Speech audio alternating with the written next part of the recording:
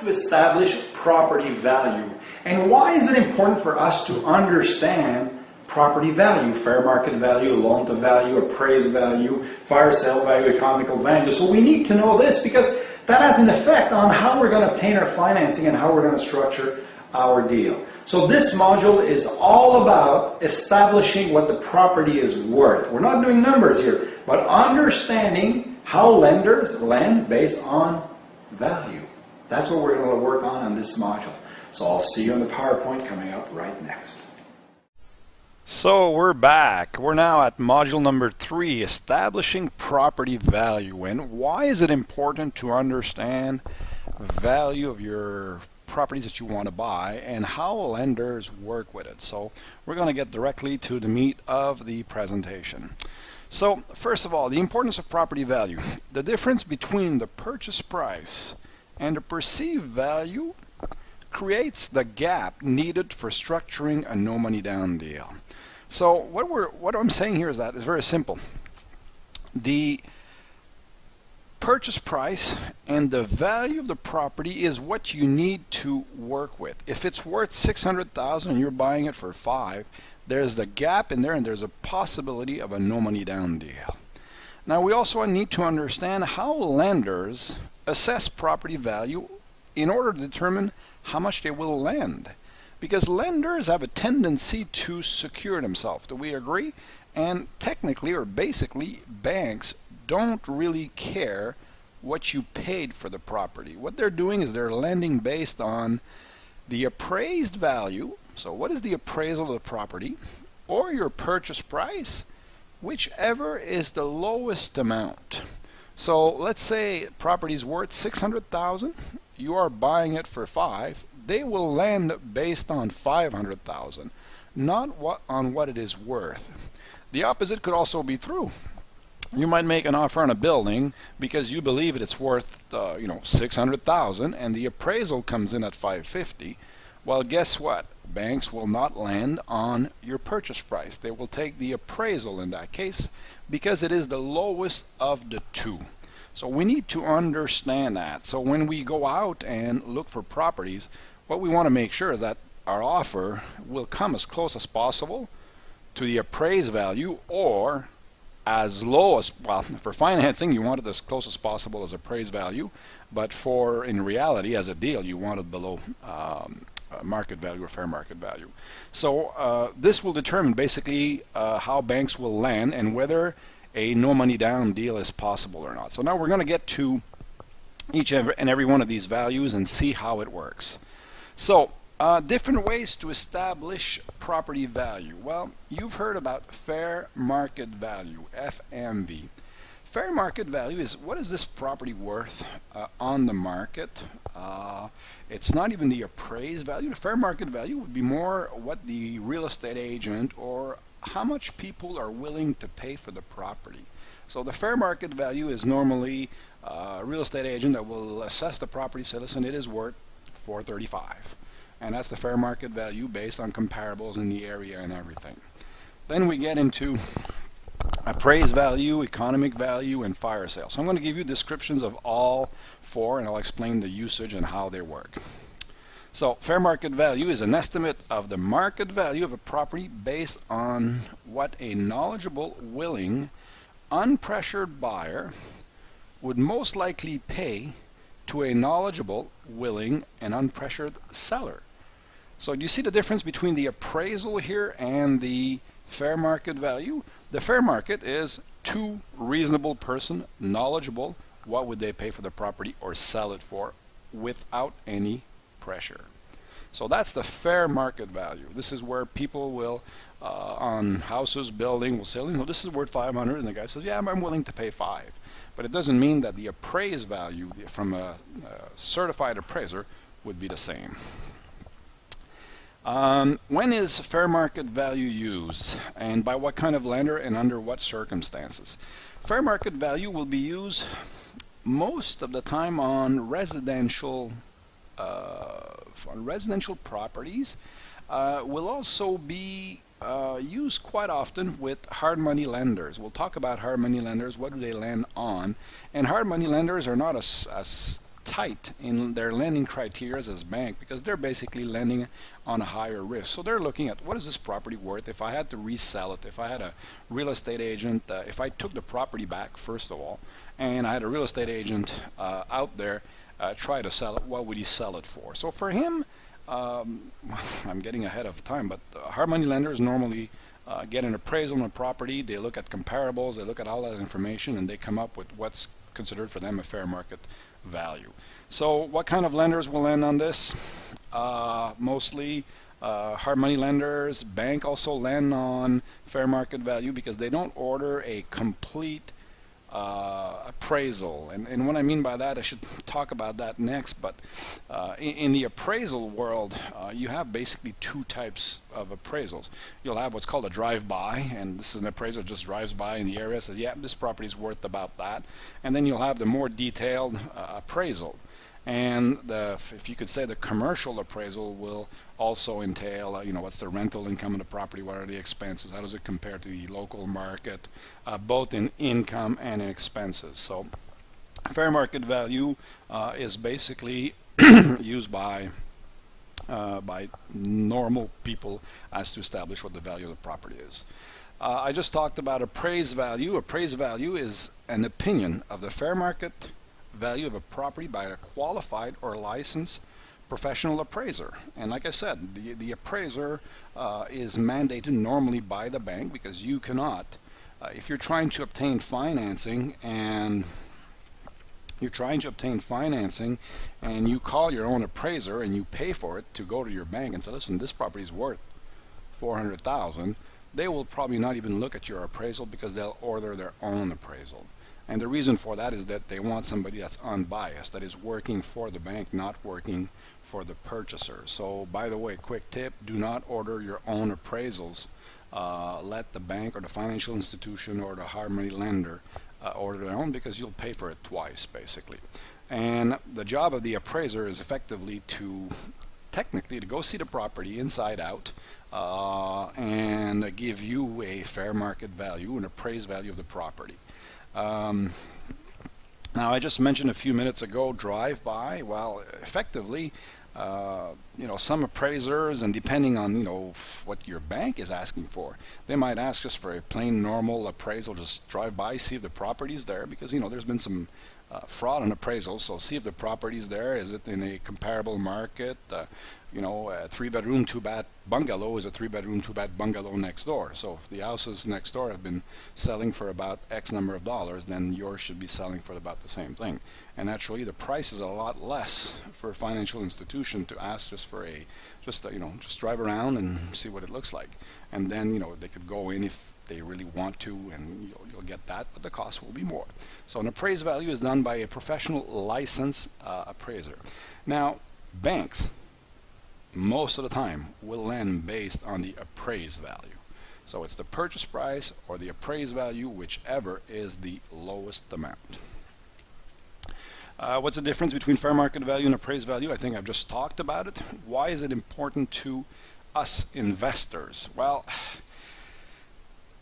you'll have disputes with your bank as to what the property could be worth as a fair market value and the appraiser, and that gets us upset a bit. You know, it is worth more if you're buying a single family home for you to live in. It's worth more to you than John Smith. You might like the land, you might like the pool, you might like that it's beside a park.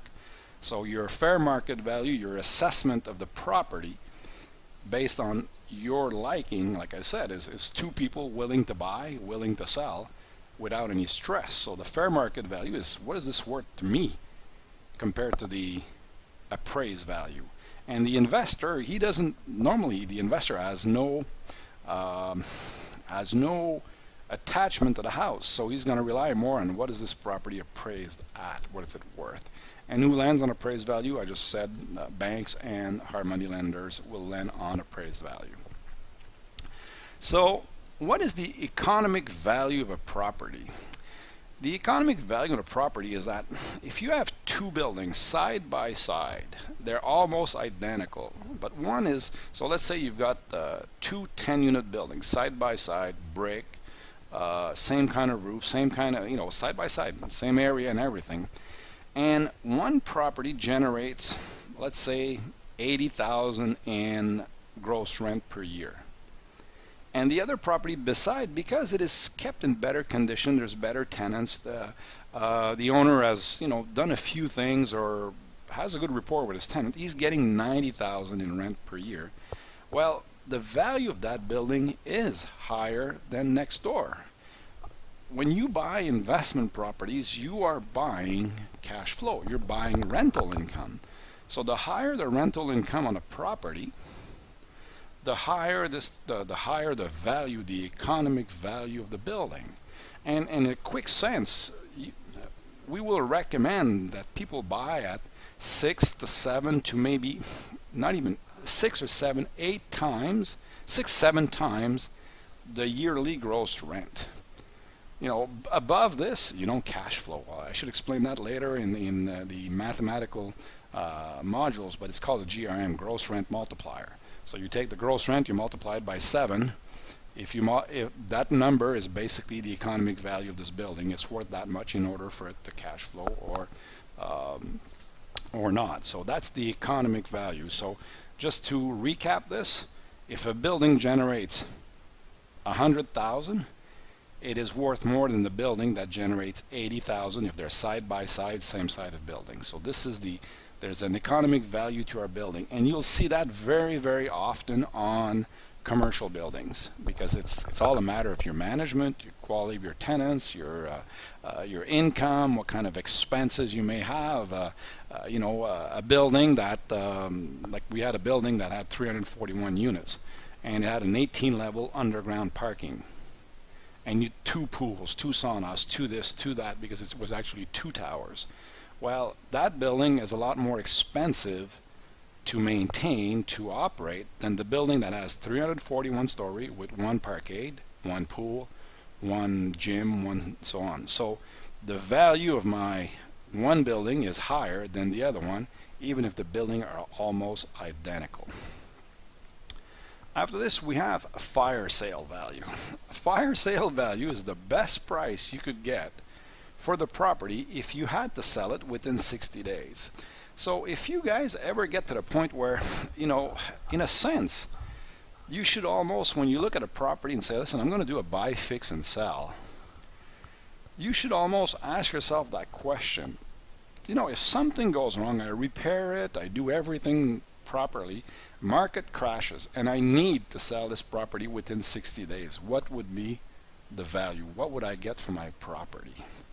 And it is also used by bankers. Bankers, when they land, they land, and let's say you're a bit tight, you're at the maximum ratios and everything. Bankers will say once in a while, okay, we have our fair market value. Yeah, the vendor was asking 600,000. The appraisal came in at 550, or yeah, 550. You bought 550, so we'll land at 550. But we don't really like your position. And then they would turn around and say, well, what would this property be worth? If I have to take this property back, and this is where lenders are touchy here, if I have to take this property back and I have to sell it within 60 days, what would it sell for? And then they take that number, they take their expenses, the legal, their everything, and they say, well, this is the maximum that we're actually willing to land on it. So these are basically the few types of appraisal that you could see, or values that you could see in real estate, and they all have an impact on your lending, on how banks, how hard money lender, how partners will lend. Because if you have an appraisal of $1 million and you're paying 800,000, you'll find a partner that will help you come in, because there is 200,000 in equity. So there was value there for you. So this is the appraised value now, or the appraisal style values. Now let's talk about loan to value ratio. The loan to value ratio is a figure representing the size of a loan to a property worth as a percentage. So what's the loan to value? As an example, if a bank lends $80,000 to an investor to purchase a property worth $100,000, the loan to value is 80%. 80,000 divided by 100,000. So banks in these days, this economy right now, are saying yes, and we're willing to lend 70, 75, sometimes 80, depending on the class of bank, depending on the bank, if it's a Class A or Class B or Class C bank. Okay, so they're willing to lend between, I would say, 60 to 80%, depending on the financial institution. Now, you as a lender, so if I'm a borrower, and if a borrower wants $90,000 to purchase a property worth $100,000, you are looking for a loan to value of 90%. Do we agree? And as investors, we're always looking for the highest loan to value, so to get the maximum financing on my value. And for a bank, they're always looking to get the least loan to value. So that's one big difference here. So if we understand loan to value, and a bank says, well, we don't lend more than 75%, we don't lend more than 70%, well, you know that you're short 30%. But you also might know that a hard money lender might be willing to go all the way to 90% of fair market value. So this is where you start creating or developing your no money down structure, your financing structure. Loan to value ratio, conventional versus high ratio. Well, conventional is a loan to value ratio used by bank on conventional loans. So most of the time, like I said, it's 60, 65, 70, 75% the loan to value in conventional loans. High ratio will be loans that are most of the time, well, insured, either like companies like GMAC in the States, CMHC in Canada, and so on. So they're loans that are insured, FHA. They're loans that are insured by the government or institutions that are willing to guarantee the bank the difference between conventional lending and high ratio. Now, one thing you have to be worried here is that when the premium that you are paying is actually to guarantee the bank that they will be paid their mortgage. And that premium varies depending on where you are, from 2 to 4.5 to almost 5% of the total loan. So conventional versus high ratio, you will get financing. Well, you could get financing if it's insured, but you'll have to pay a premium to get that extra money, if I could say so. Now, different loan to value used by different types of lender. Absolutely, I just mentioned that. So you know, some banks will go 75, some banks will go 80% non-insured. But naturally, if they go 80% non-insured, your rates will be higher. There's another ratio that is used, or there's a difference between residential and commercial loan to values. So in residential, we said the average is normally 75%. Some of them will be 80. In commercial, you'll have more often 60, 65, sometimes 70, and lenders once in a while will go up to 80% in commercial.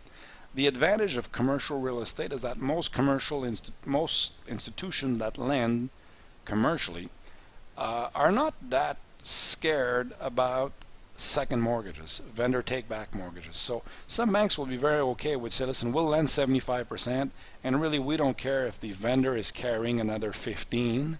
So 65 plus 15 is 80%, as long as you put 20% down. Some financial institution will go 75, and they'll agree maybe a 10 second mortgage as long as you put some money down. We'll talk about how to get that money, that creative side of it, but just understanding that commercial lending often, and I say often, we have to be careful. You have to know what to ask and what to expect. But often in commercial, lenders will agree that there is a second mortgage on the property. So it's just, you need to know about that. And when you deal with your mortgage broker, when you deal with your financial institution, you should ask them, are you okay if I have a second mortgage on the property? Are you okay if I have a third mortgage on the property?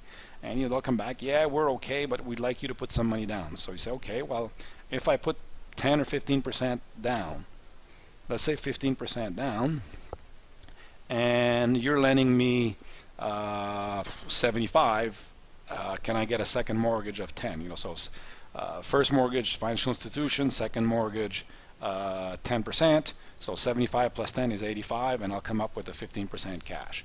Most financial institutions would be okay with that. And in a sense, if you think about it, they should be happy that there is a second mortgage on a property. I'll talk about this in the next section. Why should they be happy that there's a second, third, fourth, or fifth mortgage? I'll explain that in my next section on mortgages, but they should be happy that there is a second mortgage, both in residential and in commercial. Unfortunately, some financial institutions say, no, no, no, we want you to put 25% down. We want you to put 25% down. What could we do? What could we say? So as long as you understand and know what this all means. So this is a quick module. It's just important to understand, like I said, the 4 different type of property value. Fair market is what 2 willing people are willing to buy or sell the property. The appraised value is a professional appraisal appraising the value. The economic value is a value that is generated by the income and expense. So this property is worth X number of dollars because it generates that income, or it's worth X number of dollars because the NOI is this, or it's worth X number of dollars because it generates a cash flow of Z. And a fire sale is a property that is a valuation of a property if it had to be sold within 60 or 90 days, mostly used by banks in order to establish their risk in the event of a take-back. Lenders use loan-to-value to establish maximum loan. We understand that. Understanding residential versus commercial ratio is important to structuring your financing.